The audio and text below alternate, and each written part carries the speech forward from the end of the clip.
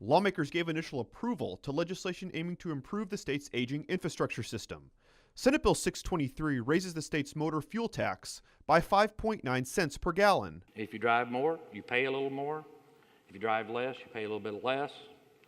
Plus, again, it has been estimated that approximately 50% of the fuel purchased in Missouri is bought by non-Missourians traveling through our state, which in turn helps us pay for our infrastructure, much like the citizens of Missouri do when we travel through other states. Currently, Missouri's motor fuel tax is 17 cents per gallon.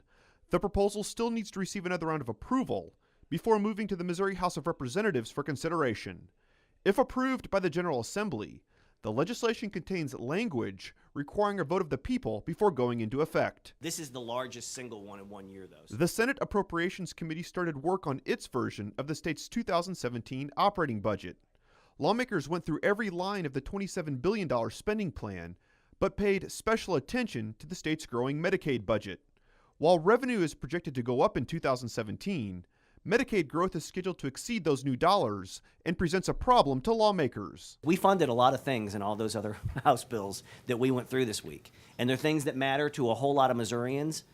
And if we stay at this level of growth, there is a question of what can remain in the rest of those bills. However, other lawmakers fear being too harsh to the state's Medicaid budget could result in drastic consequences. I don't want us to begin to cut services that we know are considered reasonable across the board. I mean, I think here in Missouri, we're caught in the fishbowl.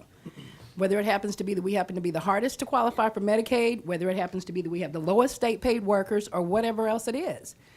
I think we need to begin to look at things that are considered reasonable. The Senate Appropriations Committee continues its work on Monday and hopes to put its stamp of approval on its version of the state's spending plan by the end of the week. Rounding out the week, lawmakers passed legislation aiming to give new tools to the Secretary of State's office to prosecute election fraud. Senate Bill 786 gives the Secretary of State's office the ability to investigate, commence, and prosecute election offenses. The Missouri Senate approved the legislation by a vote of 25-4 and sent it to the Missouri House for consideration. Reporting from the state capitol, I'm Jonathan Lorenz.